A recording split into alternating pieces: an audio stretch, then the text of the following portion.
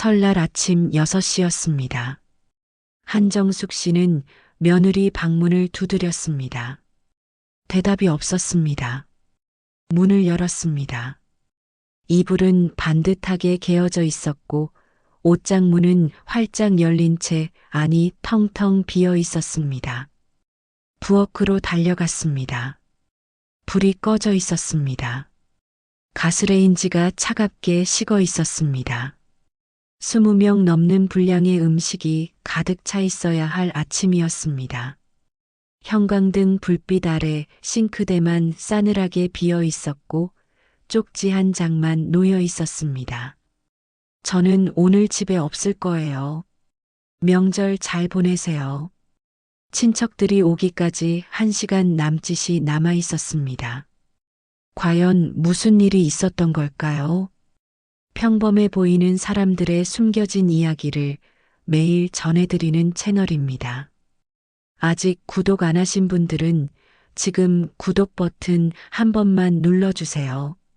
알림 설정까지 해두시면 매일 새로운 이야기를 가장 먼저 만나실 수 있습니다.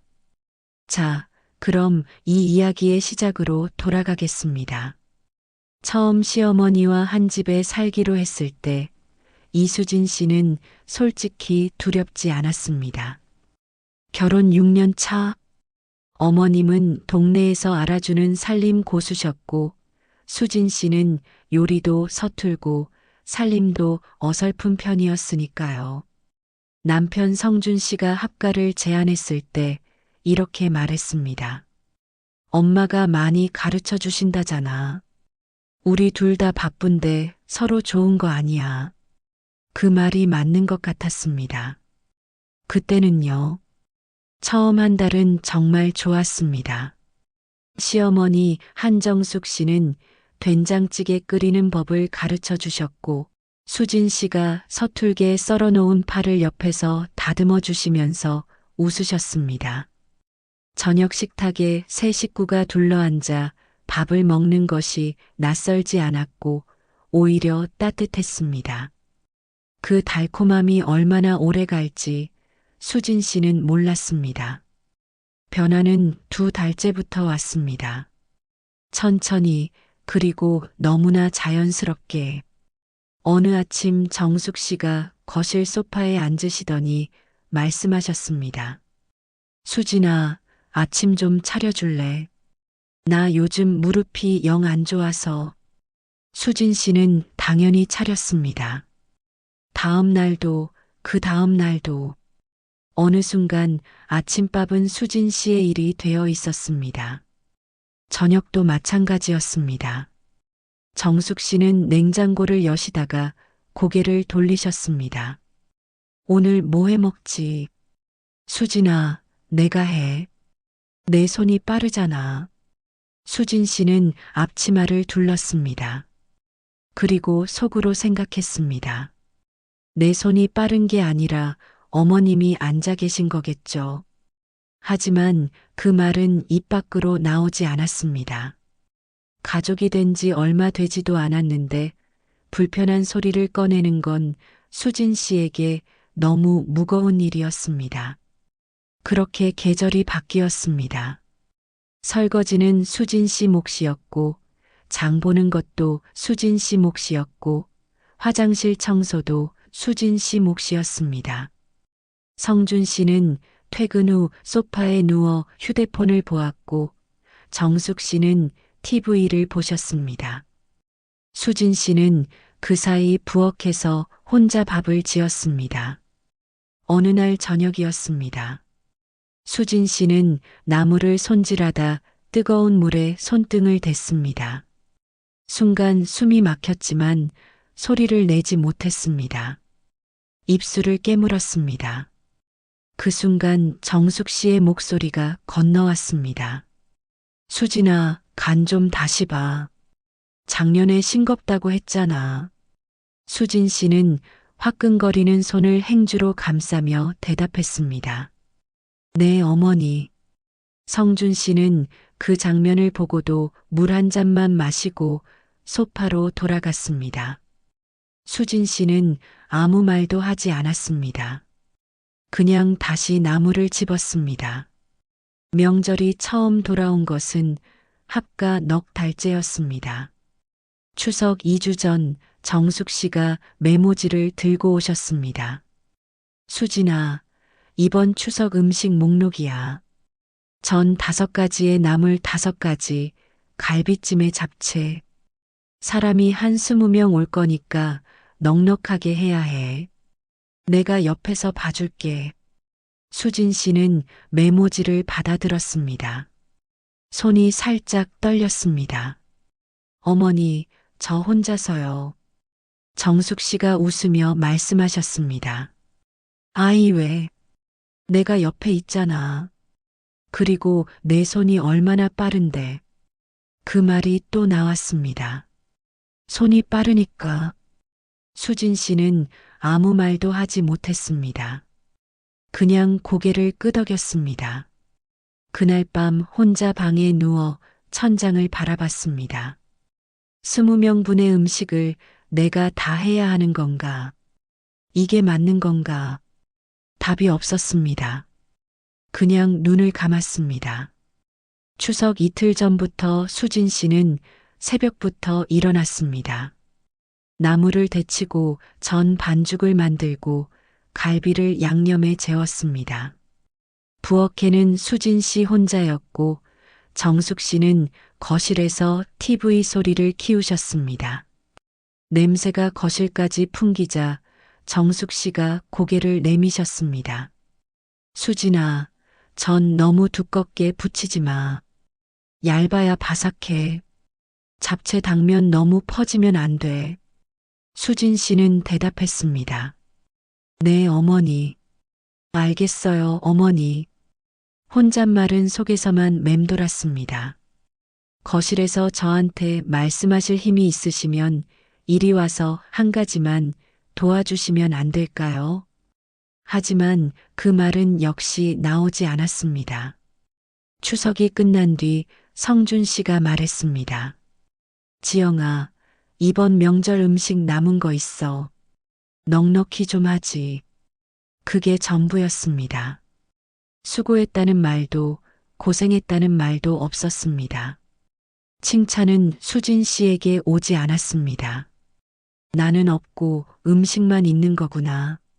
설거지를 마치고 수진 씨는 부엌 불을 껐습니다. 그리고 그날부터 달력을 보면 명절 날짜를 먼저 찾게 되었습니다. 설레는 마음이 아니었습니다. 또 혼자 감당해야 한다. 그 무게가 달력 위에 얹혀 있는 것 같았습니다. 그렇게 계절은 다시 바뀌었습니다. 설날이 한 달 앞으로 다가오고 있었습니다. 설날이 한 달 앞으로 다가온 날이었습니다. 수진 씨는 퇴근 후 장을 봐서 들어왔습니다. 무거운 장바구니 2개를 양손에 들고 현관문을 발로 밀어 열었습니다. 성준 씨는 소파에 누워 있었습니다. 들어오는 소리를 들었을 텐데도 그냥 휴대폰을 보고 있었습니다. 수진 씨는 혼자 장바구니를 냉장고 앞에 내려놓고 하나씩 정리하기 시작했습니다. 왔어. 무거웠겠다. 한마디만 해줘도 될 텐데. 거실에서 TV 소리가 흘러나왔습니다. 그날 저녁 밥을 먹다가 정숙 씨가 말씀하셨습니다. 수진아, 이번 설에 식구들 다 오기로 했어. 큰아들네에 작은아들네까지 하면 22명이겠네. 수진 씨는 밥숟가락을 내려놓았습니다. 22명이요. 응. 작년보다 둘 더 많지. 이번에 작은아들 쪽에서 새 식구도 데려온대. 음식 좀 더 넉넉히 해야겠어. 수진 씨는 정숙 씨를 바라봤습니다. 그리고 성준 씨를 봤습니다. 성준 씨는 고개를 숙인 채 묵묵히 밥을 먹고 있었습니다. 그날 밤이었습니다. 수진 씨는 성준 씨 옆에 조심스럽게 앉았습니다. 성준아, 이번 명절 준비 나 좀 도와줄 수 있어? 성준 씨가 휴대폰에서 눈을 들었습니다. 나는 요리 못하는 거 알잖아. 요리 아니어도 돼. 장 보는 것도 있고 설거지도 있고. 수진 씨가 말을 채 끝내기도 전이었습니다. 정숙 씨의 목소리가 거실을 건너왔습니다. 수진아. 부드럽지만 단호한 목소리였습니다. 성준이 회사 일이 얼마나 힘든 줄 알아. 남자가 부엌 일에 끼는 것도 아니고 그냥 내가 해. 어차피 너 명절이라 집에 있잖아. 어차피 집에 있잖아. 그 말이 가시처럼 목에 걸렸습니다. 저도 직장 다닙니다. 저도 일합니다. 수진 씨는 그 말을 삼켰습니다. 성준 씨는 아무 말도 하지 않았습니다. 그냥 밥을 먹었습니다. 수진 씨도 다시 숟가락을 들었습니다. 그래, 어차피 나는 집에 있으니까. 명절 준비는 열흘 전부터 시작되었습니다. 재래시장에서 나물 거리를 사고 고기를 미리 손질하고 전 반죽을 위한 재료를 쟁여두었습니다. 정숙 씨가 기억나는 대로 하나씩 추가하셨습니다. 이번엔 동태전도 해. 큰아들이 좋아하거든. 작년에 도라지나물이 없어서 아쉬웠어. 이번엔 꼭 해. 수진 씨는 그때마다 수첩에 받아 적었습니다. 수첩 페이지 반이 채워졌습니다.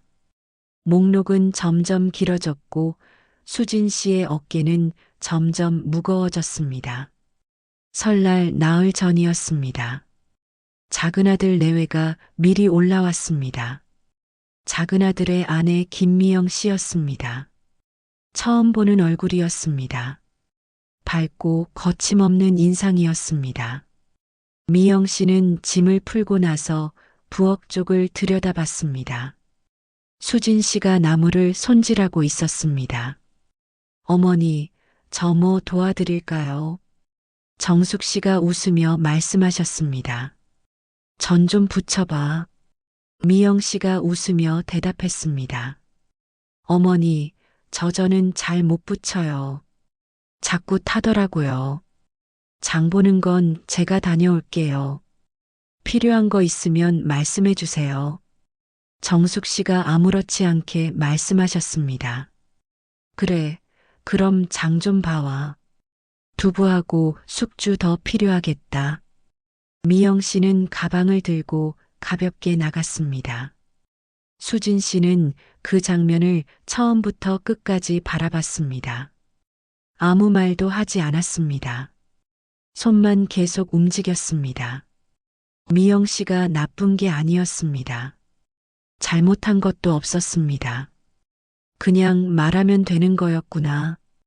그 생각이 머릿속을 스쳤습니다. 그런데 이상했습니다. 그 깨달음이 가볍지 않았습니다. 오히려 더 무겁게 가라앉았습니다. 나는 왜 그 말을 못했을까? 왜 한 번도 못했을까? 그날 저녁이었습니다. 수진 씨는 성준 씨에게 다시 한번 말을 꺼냈습니다. 성준아, 나 요즘 좀 힘들어. 명절 준비를 혼자 다 하려니까 몸이 따라주질 않아. 성준 씨가 휴대폰에서 눈을 들었습니다. 엄마도 계시잖아. 어머님은 목록만 주시지 실제로 같이 하시진 않아. 성준 씨의 표정이 살짝 굳었습니다. 그게 무슨 말이야? 엄마가 다 기획하시는 거잖아. 기획이랑 노동은 다르잖아. 잠깐 침묵이 흘렀습니다. 성준아, 엄마 나이가 몇인데? 칠순이 다 됐잖아. 우리가 합가한 게 어떤 의미인지 알잖아. 엄마 편하게 해드리려고. 그럼 나는요? 수진 씨의 목소리가 떨렸습니다. 나는 편하면 안 돼. 성준 씨가 수진 씨를 봤습니다. 뭔가 말하려다가 그냥 눈을 돌렸습니다. 당신 예민한 거야. 명절 지나면 괜찮아질 거야. 수진 씨는 더 말하지 않았습니다. 이불을 뒤집어 쓰고 누웠습니다. 명절이 지나면 또 명절이 오는데 당신은 그걸 모르는 거야. 알면서 모른 척 하는 거야. 눈물이 나올 것 같았지만 참았습니다. 울면 지는 것 같아서 수진 씨는 늘 참았습니다. 설날 전날 밤이었습니다. 수진 씨는 12시가 넘도록 전을 부치고 있었습니다. 기름 냄새가 온 집안에 배어 있었고 머리카락은 땀에 젖어 있었습니다.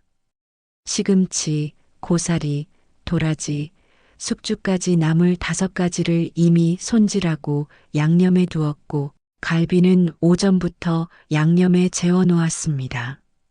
이틀을 꼬박 선 자리였습니다. 프라이팬 앞에 서서 수진 씨는 문득 어지러움을 느꼈습니다. 순간 중심을 잃고 싱크대 모서리를 두 손으로 잡았습니다. 눈앞이 흔들렸습니다. 잠깐 눈을 감았습니다. 그때 어머님 방문이 열렸습니다. 수진 씨는 기댔습니다. 한마디라도 괜찮아. 수고했어. 그 말 한마디라도 정숙 씨가 말씀하셨습니다. 지금 이럴 시간 없어. 아침 전에 끝내야지. 방문이 다시 닫혔습니다. 수진 씨는 그 자리에 서서 한참 동안 가스레인지 불꽃을 바라봤습니다. 성준 씨가 부엌 입구에서 말했습니다. 조금만 참아. 오늘만 넘기자. 그리고 다시 방으로 들어갔습니다. 수진 씨는 울지 않았습니다. 울 수가 없었습니다. 그냥 멍했습니다. 프라이팬에 전이 타고 있었지만 뒤집을 생각이 나지 않았습니다. 기름 튀는 소리가 멀게 들렸습니다. 내가 지금 서 있는 건지 앉아 있는 건지도 잘 모르겠었습니다. 이 집에 더 있으면 내가 망가지겠다. 처음으로 그 생각이 선명하게 떠올랐습니다. 안개처럼 늘 주변을 맴돌던 감정이 그 순간 또렷한 글씨로 눈앞에 써진 것 같았습니다. 수진 씨는 불을 껐습니다. 그리고 방으로 들어가 침대 위에 앉았습니다. 더는 못하겠다. 새벽 1시였습니다. 수진 씨는 침대에 누워 있었지만 잠이 오지 않았습니다. 2시간 뒤면 다시 일어나야 했습니다. 눈꺼풀 안쪽에서 자꾸 무언가가 지나갔습니다. 어차피 너 집에 있잖아. 당신 예민한 거야. 새벽 4시에 일어나야 해. 뒤척였습니다. 이불을 걷어찼다가 다시 덮었습니다. 새벽 3시였습니다. 수진 씨는 천천히 몸을 일으켰습니다. 소리가 나지 않게 아주 천천히 옷장 문을 열었습니다. 무엇을 챙겨야 하지? 생각이 없었습니다. 아무것도 계획하지 않았습니다. 그냥 더 이상 이 자리에 있을 수가 없다는 것만 알았습니다. 몸이 먼저 알았습니다. 머리보다 먼저 손이 움직이기 시작했습니다. 평소에 입는 옷 2벌, 세면도구, 충전기. 그게 전부였습니다. 가방 지퍼를 닫는 순간 손이 떨렸습니다. 이러면 안 되는 거 아닌가. 잠깐 멈췄습니다. 명절 아침에 밥은 누가 하지? 친척들이 오면 어쩌지? 어머님이 얼마나 당황하실까? 그 생각들이 파도처럼 밀려왔습니다. 수진 씨는 늘 그 파도에 밀려 제자리로 돌아갔습니다. 그런데 이번엔 달랐습니다. 그래서 어쩌라고. 처음으로 그 파도 앞에서 뒤로 물러서지 않았습니다. 22명분의 음식이 나 혼자 할 일이었어. 새벽 4시가 당연한 일이었어. 가방을 들었습니다. 새벽 3시였습니다. 부엌에 들어섰습니다. 불을 켜지 않았습니다. 달빛이 창문을 통해 싱크대 위로 비스듬히 들어오고 있었습니다. 수진 씨는 그 빛 아래 메모지를 꺼내 볼펜을 집었습니다. 한참 동안 아무것도 쓰지 못했습니다. 죄송하다고. 아니야. 나는 잘못한 게 없어. 결국 이렇게 썼습니다. 저는 오늘 집에 없을 거예요. 명절 잘 보내세요. 쪽지를 싱크대 위에 얹어놓고 뒤돌아섰습니다. 어젯밤 내내 붙여놓은 전들이 채반 위에 가지런히 쌓여 있었습니다. 냉장고 안에는 손질해 놓은 나물이 그릇마다 담겨 있었습니다. 이상하게도 미련이 없었습니다. 현관문이 열렸습니다. 차가운 새벽 공기가 얼굴을 덮쳤습니다. 그래도 돼. 수진 씨는 걷기 시작했습니다. 설날 아침 6시였습니다. 정숙 씨는 며느리 방문을 두드렸습니다. 대답이 없었습니다. 문을 열자 이불이 반듯하게 개어져 있었고 옷장문은 활짝 열린 채 안이 비어 있었습니다. 싱크대 위에 쪽지를 읽은 정숙 씨의 손에서 메모지가 천천히 내려갔습니다. 성준 씨가 전화를 걸었습니다. 신호음이 길게 이어지다 끊겼습니다. 다시 걸었습니다. 또 끊겼습니다. 남은 시간은 1시간 남짓이었습니다. 정숙 씨는 앞치마를 찾았습니다. 주방 서랍을 열었다 닫았다 했습니다. 앞치마가 어디 있는지 몰랐습니다. 늘 수진 씨가 두르고 있었으니까요. 냉장고를 열었습니다. 육수를 먼저 내야 했습니다. 다시마가 어디 있는지 한참 찾았습니다. 국자를 집었습니다. 손이 어색했습니다. 언제 마지막으로 국자를 잡아봤는지 기억이 나지 않았습니다. 이 집 부엌이었습니다. 합가한 뒤로 5년 가까이 살아온 집이었습니다. 그런데 간장이 어느 병인지 몰랐습니다. 나물 양념 비율을 몰랐습니다. 수진이가 다 알고 있었으니까. 초인종이 울렸습니다. 친척들이 들어섰습니다. 거실이 순식간에 북적거렸습니다. 식탁 위에는 아무것도 없었습니다. 미영 씨가 부엌 안을 들여다보다 조용히 앞치마를 집어들었습니다. 어머니, 제가 할게요. 정숙 씨는 대답하지 못했습니다. 친척들이 돌아가고 난 뒤 집안이 다시 고요해졌습니다. 정숙 씨는 혼자 부엌에 섰습니다. 설거지가 쌓여 있었습니다. 22명이 먹고 간 그릇들이었습니다. 물을 틀었습니다. 그릇을 닦으면서 생각했습니다. 수진이는 매번 이걸 혼자 했구나. 내가 수진이한테 뭘 한 거지? 답은 이미 알고 있었습니다. 수진 씨는 사흘을 호텔에서 보냈습니다. 첫째 날은 그냥 잤습니다. 아침에 눈을 뜨면 다시 눈을 감았습니다. 누군가 부르는 소리가 없었습니다.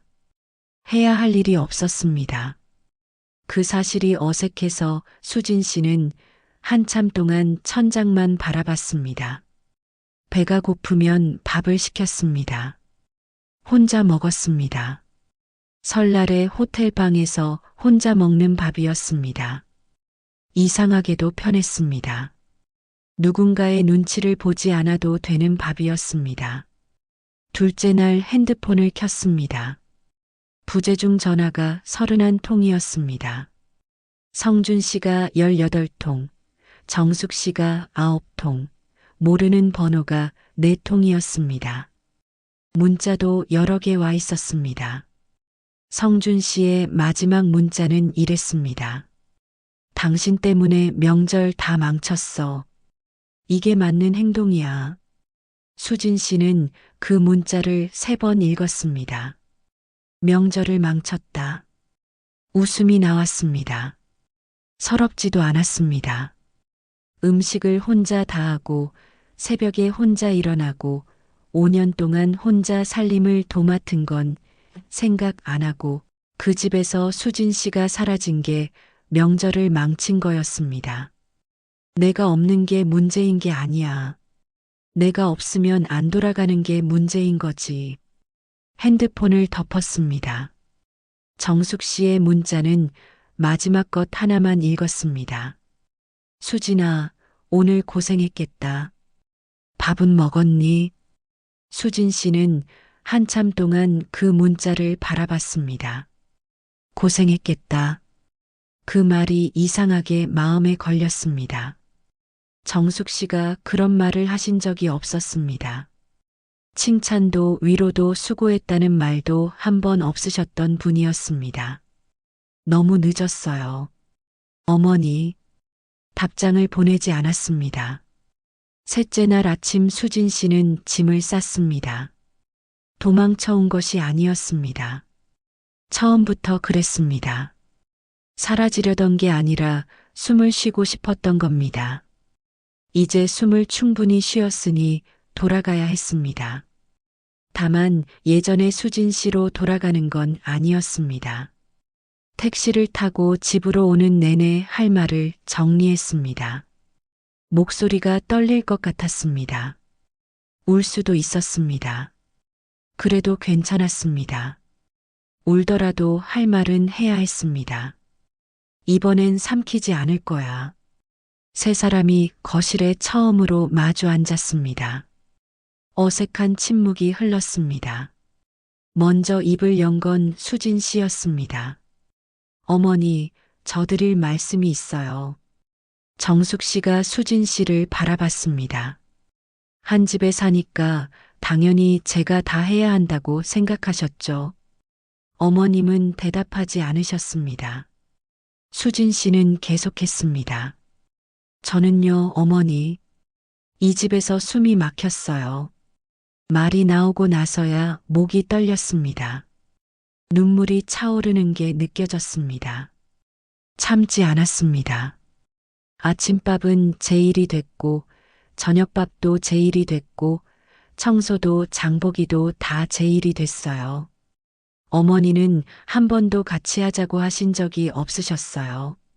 항상 수진아, 내가 해. 내 손이 빠르잖아. 그 말뿐이었어요. 정숙 씨의 손이 무릎 위에서 조용히 움직였습니다. 묵이 길게 이어졌습니다. 정숙 씨가 천천히 입을 여셨습니다. 설날 아침에 부엌 혼자 서봤어. 다시마가 어디 있는지도 몰랐어. 국자를 어떻게 잡는지도 어색하더라. 그릇 설거지를 혼자 하면서 이걸 수진이가 매번 혼자 했구나 싶었어. 목소리가 낮아졌습니다. 내가 당연하게 생각했어. 한 집에 사니까, 며느리니까, 그게 당연한 줄 알았어. 근데 아니었구나. 그리고 잠깐 멈추셨습니다. 내가 미안하다.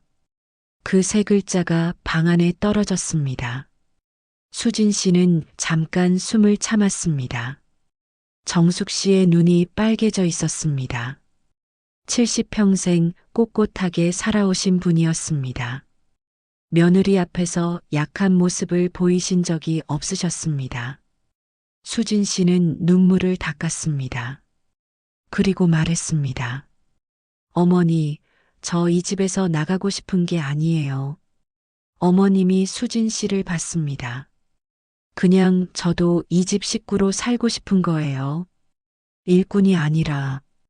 정숙 씨가 천천히 고개를 끄덕이셨습니다. 앞으로는 가사를 나눠서 해요. 어머니도 성준이도 저도. 명절에는 음식을 줄이든지 외식을 하든지. 저 혼자 22명분 음식 만드는 건 이제 못해요. 성준 씨가 말했습니다. 알겠어. 내가 퇴근하고 청소할게. 장 보는 것도 같이 하자. 수진 씨는 성준 씨를 바라봤습니다. 말로만이면 안 돼. 그 말은 하지 않았습니다. 두고 보기로 했습니다. 말이 아니라 행동으로 보여줘야 하는 건 성준 씨가 스스로 알아야 하는 일이었습니다. 2달이 지났습니다. 변화는 드라마처럼 오지 않았습니다. 정숙 씨가 갑자기 다정해지신 것도 아니었고 성준 씨가 하루아침에 살림꾼이 된 것도 아니었습니다. 그냥 아주 천천히 조금씩 티가 날 듯 말 듯 달라졌습니다. 그래도 달라진 게 있었습니다. 이제는 말할 수 있었습니다. 이제는 참지 않아도 됐습니다. 이제는 새벽에 혼자 일어나지 않아도 됐습니다. 다음 추석이 다가왔을 때 수진 씨가 먼저 꺼냈습니다. 어머니, 이번 추석엔 외식하면 어떨까요? 식당 예약은 제가 할게요.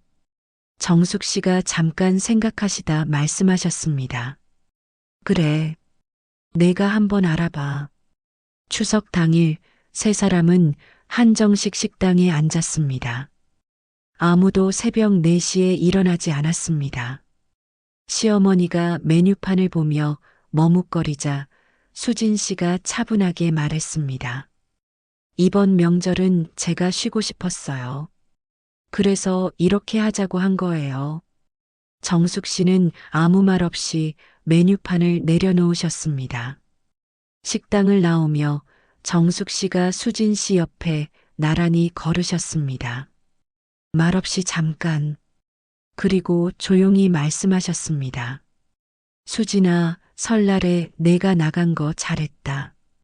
내가 안 나갔으면 몰랐을 거야. 계속 몰랐을 거야. 그날 저녁 세 사람이 거실에 앉아 차를 마셨습니다. 정숙 씨가 귤을 까셨습니다. 그리고 귤 한쪽을 수진 씨 쪽으로 내미셨습니다. 수진 씨는 받아 먹었습니다. 이게 식구구나. 밥을 같이 먹고 귤을 나눠 먹고 별말 없이 같은 공간에 앉아 있는 것. 수진 씨에게 오래 없었던 것이었습니다. 오늘도 어딘가에서 혼자 새벽 부엌에 서 있는 누군가가 있을 겁니다. 참는 것이 미덕이라 배운 누군가, 가족이라는 이름 아래 자신을 지워온 누군가. 당신의 목소리는 이 집을 망치는 게 아닙니다. 당신의 시간은 당신 것입니다.